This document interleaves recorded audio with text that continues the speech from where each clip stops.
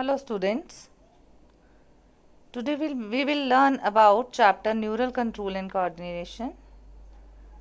The topics which we will cover today are the definitions of neural control and coordination, structure of neuron, their types, human nervous system, synapses, and generation and conduction of nerve impulse.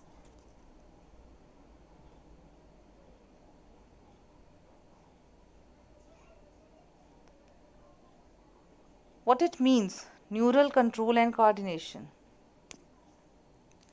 Neural, this term depicts about brain on the neurons, which are the structure and function unit of brain. Control, it indicates the regulation or the ability to regulate or the capacity to regulate, whereas coordination depicts the harmony. The control and coordination system in human being take place through nervous system and hormonal system, which is regulated hormonal secretions which are regulated by the endocrine system of our body.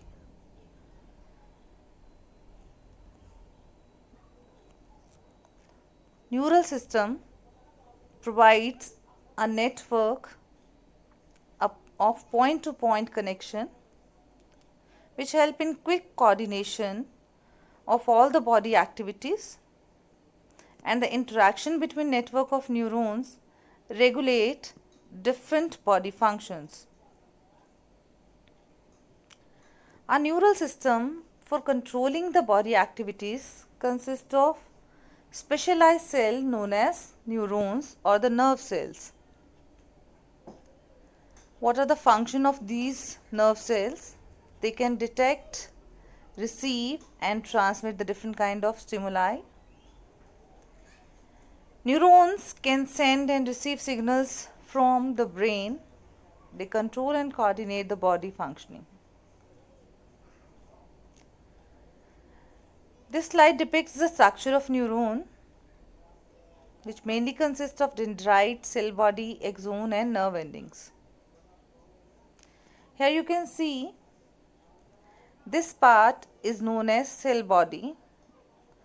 On the cell body margins there are branches known as dendrites. Inside the cell body, the major control house, that is the nucleus, is found in the center of the cell body. Cell body is also known as cytone.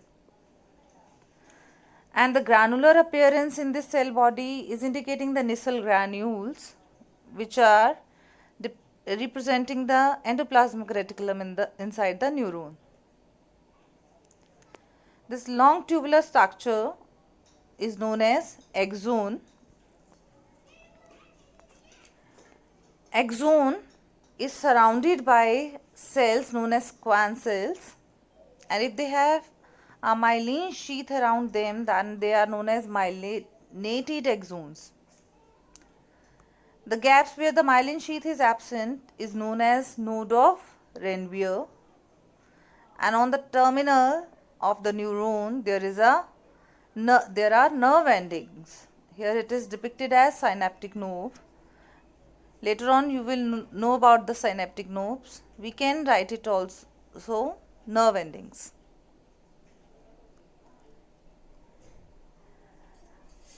Next slide is about types of neurons.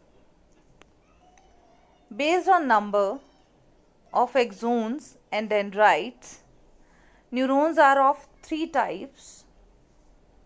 First is multipolar neuron. This type of neurons have one axons and two or more dendrites, and these are found in the cerebral cortex. Next is bipolar neuron, having one axon and one dendrite, and such type of neurons are found in the retina of the eye. Unipolar neurons, the cell body having only one axon, and it is found in the embryonic stages. This slide is depicting the structure, is showing the structures of the different type of neurons like multipolar, bipolar and unipolar. Here one more structure is given, that is the pseudo-unipolar neurons. In unipolar neuron there is a single axon, and in unipolar neuron you can see that the cell body or the ganglion, that is cell body, is in the middle part, the dendrites are on the one terminus and the sensory receptors are on the other terminus. Coming to the next slide, type of neurons based on their functions. There are three types of neurons based on functions. One is sensory neurons, the neurons which carry message from the central nervous system. They are afferent neurons. As they are going toward the brain or spinal cord, they take the message from the sense organ and carry forward that message to the brain or to the spinal cord. The next one is the motor neurons. These neurons, motor here depicting the muscles, these carry messages to the muscles, to the glands, or we can say to the effector organ. And these are said to be efferent because they carry messages away from the central nervous system. Other one are the interneurons. These are the connector neurons or the association neurons which make a connection between the sensory and motor neurons. Next slide is about type of axons. Axons can be divided into two types on the basis of presence of myelin sheath. If myelin sheath is present, they are known as myelinated axons. Here the axonal fiber are enveloped by the sequential to form a myelin sheath around the axon, and the gap between the two myelin sheath is known as nodes of Ranvier, and myelinated axons are found in the spinal and cranial nerves. Next is unmyelinated axons. Here the axonal fiber is enclosed by sequentials that don't form myelin sheath around the axon, and such type of axons are found in the autonomous and somatic neural system. This slide is depicting about the human nervous system, which mainly consists of central nervous system and peripheral nervous system. Central nervous system, it includes brain and spinal cord, and it is the site for the information processing and control. Whereas peripheral nervous system include all the nerves which are associated with the central nervous system. The nerves which originate from brain are known as cranial nerves, and these are 12 in pairs. Whereas the nerves which originate from the spinal cord are known as spinal nerves, and these are 31 in pairs. There are two types of nerve fibers, afferent and efferent nerve fibers. Afferent fibers transmit impulses from the tissues to the central nervous system, whereas efferent fibers transmit regulatory impulses from the central nervous system to the concerned peripheral organs. Somatic neural system relays impulses from central nervous system to skeletal muscles, and autonomic neural system transmit impulses from central nervous system to the involuntary system and smooth muscles. This diagram is depicting the division of peripheral neural system. We can divide peripheral neural system into autonomic neural system and somatic neural system. Autonomic neural system can be divided into sympathetic and parasympathetic neural system. This diagram depicts about the functioning of parasympathetic and sympathetic neural system. Sympathetic neural system dilate pupil. It inhibits the flow of saliva, accelerates heartbeat, dilates bronchi, inhibit peristalsis and secretion, It converts the glycogen of the liver or the muscles to the glucose. It secretes adrenaline and noradrenaline. It inhibits bladder contraction. Whereas the role of parasympathetic system is antagonistic to the sympathetic one. It stimulates the flow of saliva. It slows down the heartbeat. It constricts the bronchi. It stimulates peristalsis and secretions. It stimulates release of bile and it contracts bladder. Nerve.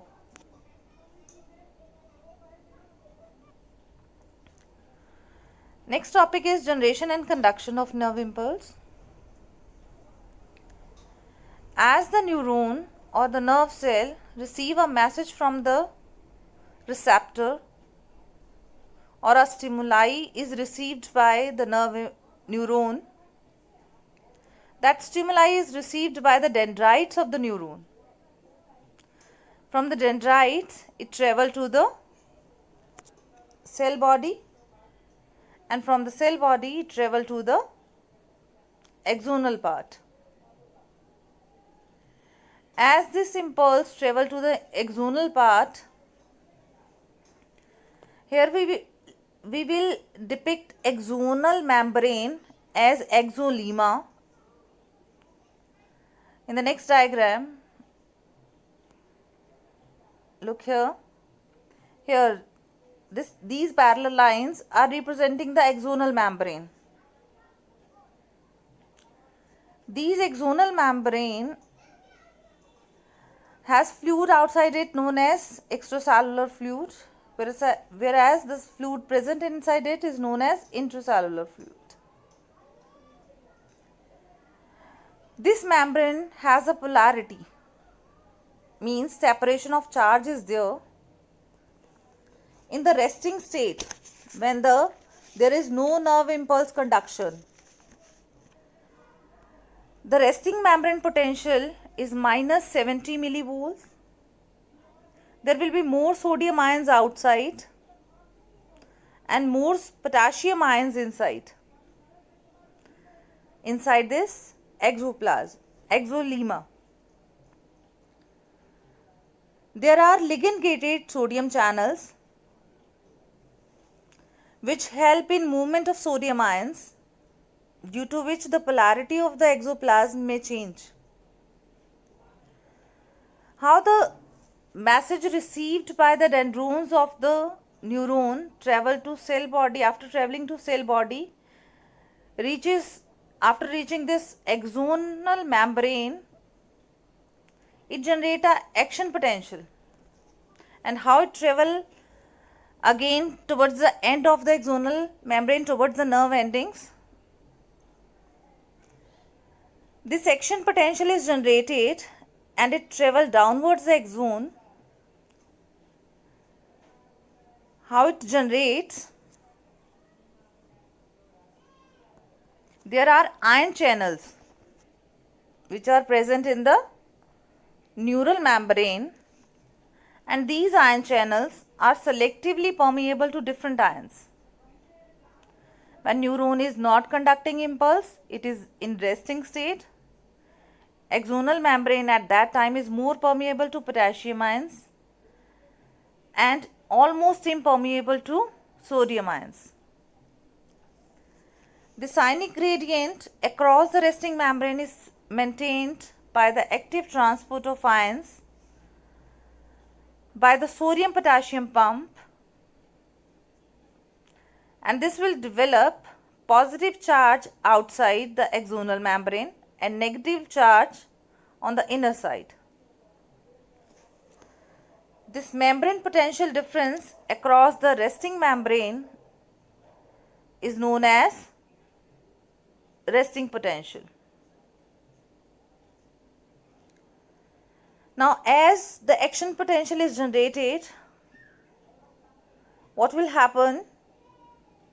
The voltage gated ion channels, which are regulated by voltage, will get activated when it will achieve the threshold voltage, that is approx minus 55 millivolt. The sodium channels will open quickly, due to which sodium start rushing in.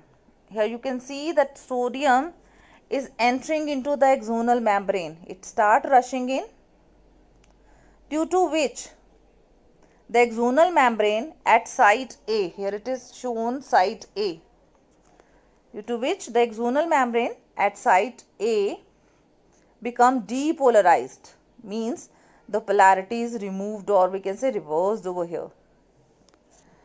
You can see here the positive charge outside and negative charge inside, but here negative charge is outside and positive charge inside. Here the polarity is reversed. This site is known as depolarized site because of the rushing in of sodium ions due to opening of voltage gated channels due to change in the threshold voltage. The sodium channels which open quickly, then the potassium channel, allow the more and more sodium to move in. As more and more sodium ions move in, there will be rise in the action potential. The action potential may rise to plus 32 plus 45 millivolt at the inside, due to which inside of membrane become positively charged and outside become negatively charged. Due to achievement of this action potential, what will happen? The potassium channels also open up. Now potassium ions will rush out. As they starting to rush out, the polarity will again be achieved. And the potassium ions will rush out or leave the cell for a little longer time. 3 sodium ions are pumped in and 2 potassium ions are moved out. Now here in this diagram you can see the site A. This is the site A. From the site A, the polarity is moving toward the B side. What it is depicting? It is depicting that current flow from the positive to the negative side. Therefore, inside the membrane, the current is flowing from the A side to the B side, whereas outside the membrane, it is moving from the B side to A side. As this moves toward the B side, the action potential will now, the polarity will now change to the B side, change at the B side. The B side will become depolarized and the A side will regain its polarity. It will become, as the potassium ion is rushing out now, therefore it will become positive outside and inside again negative. In this way, the action potential will travel to the end of the axon